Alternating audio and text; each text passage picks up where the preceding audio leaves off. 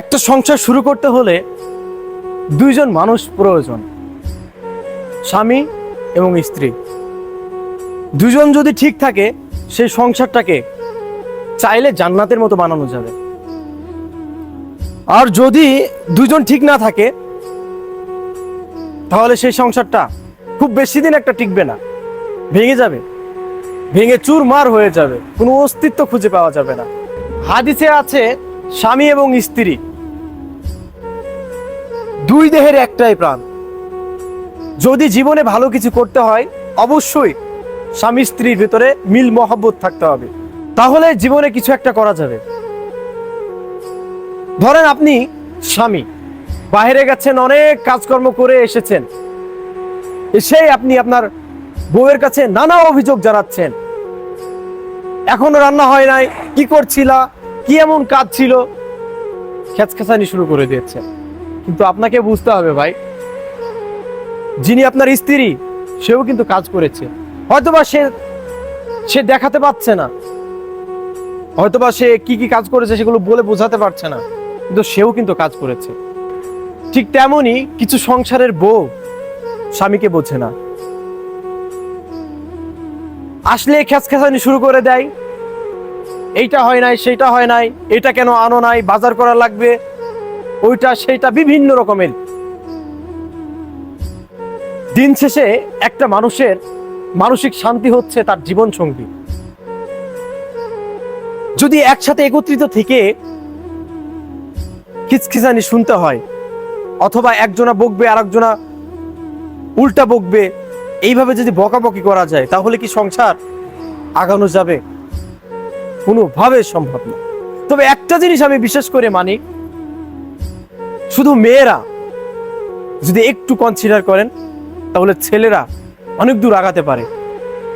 যাই হোক না কেন, প্রত্যেকটা সময়ে তার স্বামীকে যদি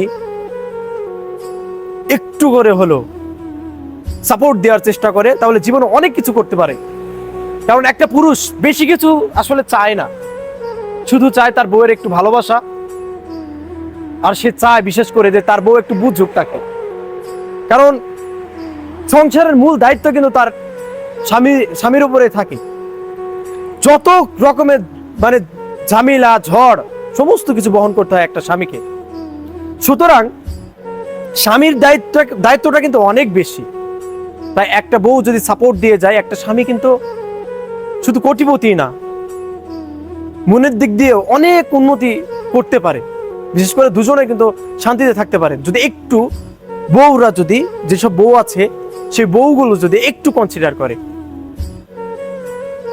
ঠিক তেমনি যদি সংসারের সেই কর্তাটা বোঝে যে না, বউয়ের কখন কি লাগবে সেগুলো একটু দিই, সারাদিন কাজ করার পর যদি একটু খিচখিচানি না করে, বকবক না করে তাকে যদি একটু মিষ্টি মিষ্টি কথা বলি, যদি সে খুশি হয় তাহলে সেটাই করেন। কারণ একটা মেয়েও কিন্তু খুব একটা বেশি চায় না। একটা মেয়ের চাওয়া কি, তার স্বামী আসবে, ভালো ভালো কথা বলবে, প্রশংসা করবে, বাহ রান্নাটা তো অনেক সুন্দর হয়েছে, ভালো না হোক মিথ্যা করে হলেও বলেন রান্নাটা অনেক টেস্ট হয়েছে, আজকের রান্নাটা কি কে করেছে। যদি শোনে যে রান্নাটা ভালো হয়েছে তার আগ্রহটা বাড়বে। সে আজকে যদি খারাপও রান্না করে আগামীকালকে কিন্তু ভালো করে রান্না করবে, এবং প্রশংসায় নারী অনেক উপরে চলে যাবে, একদম মনের ভিতরে ঢুকে যাবে। সুতরাং আমি এতটুকু বলতে চাই, স্বামী এবং স্ত্রী দুইজন যদি একত্রিত থাকতে পারেন তাহলে জীবন ধারণটা অনেক অনেক সহজ হয়ে যাবে। তাই আসুন স্বামী স্ত্রী ঝগড়া না করে মিল মহব্বত করে চলার চেষ্টা করুন, দেখবেন জীবনে ভালো কিছু করবেন। দোয়া রইল সমস্ত নর নারীদের প্রতি যারা সংসার শুরু করেছেন, শুভকামনা রইল। আল্লাহ হাফিজ।